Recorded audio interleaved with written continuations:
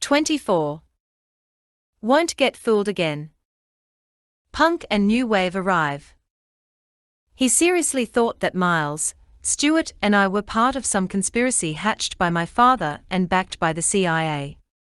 Ian Copeland, referring to Bernie Rhodes, one-time manager of The Clash.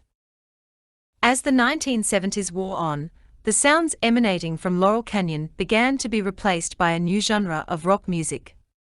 What was initially dubbed punk rock was soon transformed into the less raw version known as new wave, and both were sold to the masses as a new form of rebellion against the status quo. The new scene was populated with a new batch of rising stars, bands and artists with names like Sex Pistols, The Clash, Buzzcocks, The Cramps, Generation X, Cherry Vanilla, General Public, The English Beat, Public Image Limited, The Fleshtones, The B-52s, The Cure, The Police, Blondie, Television, R.E.M., Patti Smith, Lou Reed, John Cale, Magazine, Simple Minds, The Specials, Wall of Voodoo, The Go-Go's, The Bangles, Joan Jett and the Blackhearts, Echo and the Bunnymen, The Psychedelic Furs, Joy Division, Bow Wow Wow, Gang of Four, Squeeze, Siouxsie and the Banshees, Oingo Boingo, Adam Ant, Gary Newman, The Smiths, The Fix, A Flock of Seagulls, Bananarama, Sting, Thompson Twins, Katrina and the Waves, Lords of the New Church, Midnight Oil, Steel Pulse, Dred Zeppelin, Social Dis. WEIRDSCENSINSIDETHECANYON 278. Taut Ion, Human League, Soft Cell, Timbuk 3, Camper Van Beethoven, Circle Jerks, Dada, The Alarm, The Jesus and Mary Chain, The Plimsolls, The Ramones, The Stranglers, UB40, Suburban Lawns, Stan Ridgway, XTC, Concrete Blonde, Ultravox, and The Fine Young Cannibals. All of the acts listed above had something in common, in addition to being among the most critically acclaimed and commercially viable of the new artists. All of them owed their success, at least in part, to their association with one or more members of the Copeland clan.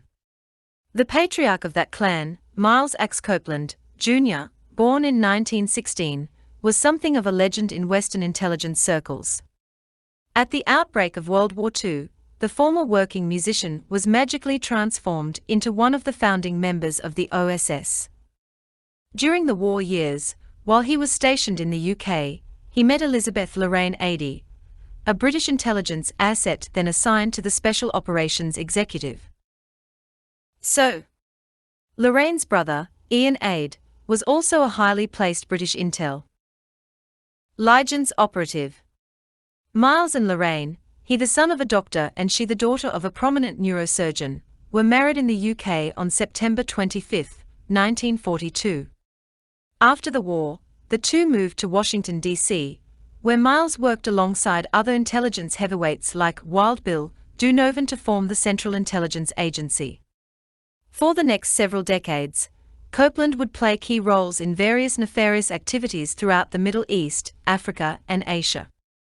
In 1947, he was dispatched to Damascus, Syria to serve as the CIA station chief and to orchestrate a series of coups that resulted in power being consolidated in the military and national security sectors. These were the first coups orchestrated by the newly formed CIA, but they would certainly not be the last. Along for the adventure was firstborn son Miles Copeland III, who had been born in London on May 4, 1944. On April 25, 1949, second son Ian, born just outside of Damascus, joined the family. The Copeland family thereafter alternated between various posts in the Middle East and their sometime home in Washington. On July 16, 1952, third son Stewart was born in Alexandria, Virginia. That same month, the senior Copeland worked with Gamal Nasser to organize a coup in Egypt. In 1953, Miles worked closely with Archibald and Kermit Roosevelt to orchestrate the coup that toppled Iran's democratically elected Prime Minister Mohammad Mossadegh and consolidated the David M. C. Gowan. 279. Power of Shah Reza Pahlavi. That same year, the Copeland family was dispatched to Cairo, Egypt, where Miles was tasked with creating the Mukhabarat, Egypt's version of the CIA, for soon-to-be President Nasser. Copeland stayed on for 4 years, becoming NASA's top Western advisor and the country's CIA station chief. While there, Lorraine developed a keen interest in archaeology and thereafter worked as, or at least posed as, an archaeologist. And a very young Miles Copeland III became friends with Colonel Hassan Tuhaimi, described in a web-posted bio of Copeland as NASA's machine gun-toting bodyguard who lived next door. Every prepubescent boy, I think we can all agree, needs friends like that. From 1957 through 1968, the Copeland clan was stationed in Beirut, Lebanon, where Miles, Sr. served as that country's CIA station chief. In his memoirs, son Ian has described Beirut at that time as a center of intrigue and espionage. During the early years of that assignment, Copeland worked closely with such intelligence community luminaries as Secretary of State John Foster Dulles and CIA Chief Allen Dulles. Also during those years, the Copeland sons attended the American Community School in Beirut, where Miles III served as the president of his senior class. When he was just 16, Miles also obtained a license to teach judo to the Lebanese army. Of those years spent in Lebanon, Ian Copeland has written that he grew up thinking we were stinking rich. We certainly lived like we were. Ian has attributed that lavish lifestyle to his father's rather lucrative expense account. Following his stint in Beirut, during which time he had frequently been on assignment in various hotspots throughout the Middle East, Northern Africa, and Asia, Copeland played a more low-profile role in U.S. intelligence operations. In 1988, he penned an article entitled Spooks for Bush that argued that the intelligence community highly backed the presidential bid of former spy master George H.W. Bush. 3 years later, Miles X. Copeland, Jr. passed away, survived by his wife, daughter and 3 sons. From fall 1962 through 1966, Miles Copeland III attended Birmingham Southern College, spending 1 semester at the American University in Washington, D.C. After that, he was off to Lebanon to attend the American University of Beirut, where he spent 3 years. During that time, he formed his first business partnership with, again according to WEIRDSCENSIDETHECANYON 280. His online bio, his close friend, Amr Ghaleb, son of Egypt's ambassador to Lebanon, known to run the largest spy network in Lebanon. While at work at the business entity he dubbed Middle East Security Consultants, Copeland was reportedly fond of answering the phone with the greeting, CIA, how can we help you? After graduating from the university in 1969, Miles joined the rest of the family in the UK, where he quickly began serving as a manager for the band Wishbone Ash and signing other new musical acts, including Joan Armatrading, Al Stewart and the Climax Blues Band. By 1974, he had launched his first record label, British Talent Managers, BTM, become a partner in a concert booking agency and started a music industry magazine, College Event. As Ian later recalled, when Miles found it difficult to get press on some of his bands, he simply determined to start his own magazine. He also joined with then unknown attorney Alan Grubman to form what would become the most powerful music industry law firm in the country.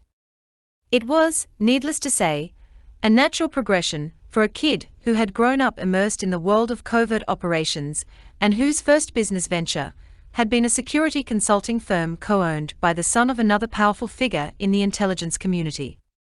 The publication College Event, not surprisingly, employed some classic spy trade subterfuge. Copeland kept his name off the publication by employing a frontman editor so that he could then write glowing endorsements of his own bands, disguised, of course, as objective reviews. In 1976, Miles gave up the magazine, record company and booking agency partnership and started over as an agent, manager, producer and record company for numerous new punk and new wave acts that would soon emerge as some of the very brightest stars on the new musical horizon. Copeland launched several new record labels, including Illegal Records, Deptford Fun City Records, Step Forward Records, and New Bristol Records, and executive produced the first film Dedicat. Ed to promoting the new scene, UGG. A music war. His office soon became the headquarters for the most influential fanzine of the era, Sniff and Glue. In 1979, Copeland and Jerry Moss, the head of AMC Records, launched International Records Syndicate Incorporated, better known as IIS Records. The label quickly became home to many of the most influential new wave acts. In 1983, Miles became the only music product. David M. C. Gowan. 281. To be given his own show on the upstart MTV network, IIS Records presents The Cutting Edge, which ran through 1987 and served to, not surprisingly, primarily promote Copeland's acts. Copeland was also given his own primetime television show in the UK, Miles Copeland's England. The program was widely viewed as being pro-Conservative Party and pro-capitalist, and was reportedly a favourite of then Prime Minister Margaret Thatcher. A repeat showing of the short-lived series was cancelled amid complaints that it would have undue influence on pending elections in the country. Meanwhile, younger brother Ian Copeland had become quite a mover and shaker in the music industry as well. His self-professed wayward youth in Lebanon had included joining an older outlaw biker gang after acquiring his first motorcycle at the age of 15.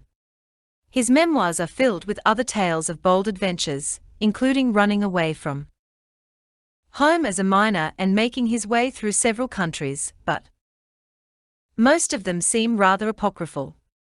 He claims that his first business enterprise, when he was still quite young, was basically running a whorehouse, servicing the U.S. Marines called into the country by his father.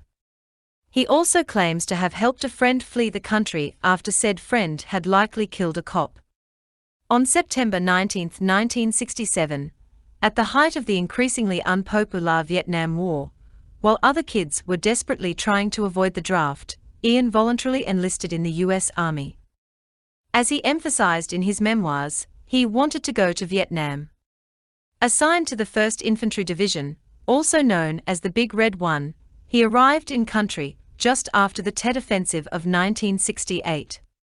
As recounted in his tome, his unit would soon find itself banned from Saigon, following numerous complaints alleging brutality.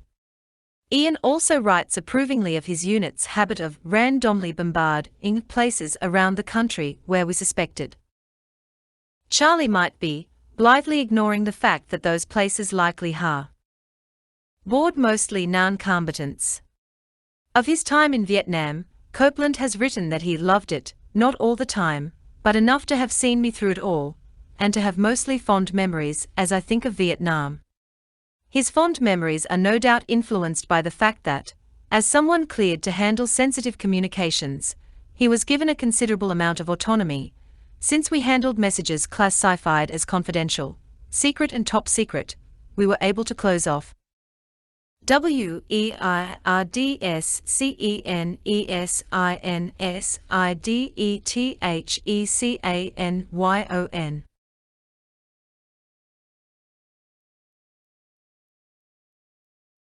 282.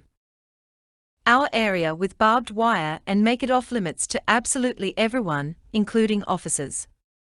While just 19, Ian Copeland was promoted to the rank of sergeant, becoming, by his account, the youngest U.S. serviceman ever to achieve that rank. He has credited that promotion in part to the fact that he rode as a bodyguard for an unnamed lieutenant, who was highly involved in black market operations. What Copeland fails to mention is that black market operations in Vietnam were mostly run by our own CIA. Copeland also was awarded a Bronze Star, a Good Conduct Medal, 4 campaign medals, a National Defense Service Medal, a Vietnam Service Medal, and a Republic of Vietnam Commendation Medal. Following his tour of duty in Vietnam, Ian was assigned to Fort Lee, Virginia, just outside Washington, D.C. There he was tasked with providing riot control training to troops being prepped to police the May Day Peace March on Washington. He subsequently volunteered for a Sec. on tour of duty in Vietnam, but soon found himself facing drug charges in the UK. He was ultimately found not guilty of the charges, owing largely to the fact that his father secured representation for him from a member of the Queen's Council. His time spent fighting the charges though resulted in his Vietnam orders being rescinded, and instead he was dispatched to a remote communications outpost in England. In October 1970, he was sent to one of the numerous U.S. military installations around Mannheim, Germany, a hub for military intelligence operations. A few months later, in January 1971, he was honorably discharged after serving his country for nearly 3.5 years. In late April 1971, shortly after his discharge, Copeland incongruously decided to join a week-long protest organized by the group Vietnam Veterans Against the War. Given his own history and his family history, Red Urso excused for questioning whether his sudden misgivings about the war were sincere, or whether he was in fact working to infiltrate the dissident group. A clue can perhaps be found in the fact that, not long after joining the protest, Ian answered an ad seeking Vietnam veterans who would be willing to sign up to fight as mercenaries in the Congo. Copeland never made it to the Congo though, instead he went to work for Big Brother Miles. By 1979, Ian had founded Frontier Booking International, better known by the acronym FBI, which quickly became the go-to booking agency for New Wave acts, a term that Ian Cope. David M. C. Gowan. 283. Land claims to have coined. Soon he was booking all of Brother Miles' acts and many more as well.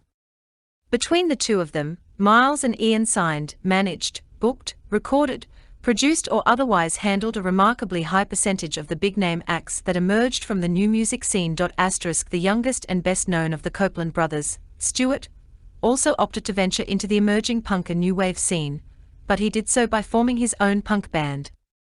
Before actually recruiting any musicians, he quickly came up with a band name, The Police, and designed the band's logo and an album cover.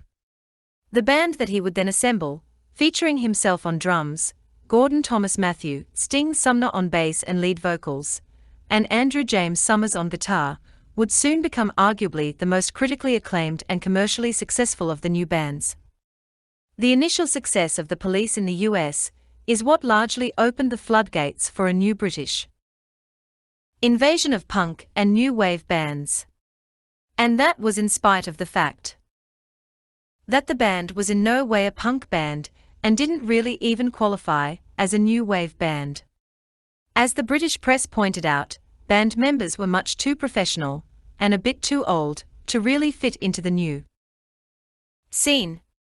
In 2002, Stewart Copeland played briefly in a reconstituted version of The Doors, alongside founding members Ray Manzarek and Robbie Krieger.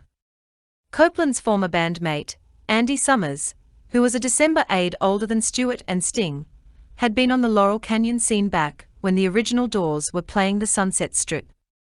As he wrote in Rolling Stone in July 2007, in 1968 he was living in Laurel Canyon and going to Sunset Strip every night. Briefly a member of Eric Burdon and the Animals at that time, Summers had been one of the regulars at the log cabin. And the beat goes on. Ian Copeland was also in a 3-year relationship with actress Courtney Cox, who famously made her debut dancing with rocker Bruce Springsteen in a music video. Cox, as it turns out, was partially raised by and is the stepdaughter of Hunter Copeland, brother of Miles Axe Copeland, Jr. and an uncle of the 3 boys. Hunter Copeland had been a decorated World War II officer, returning home with a Silver Star, 4 Bronze Stars, and a Purple Heart.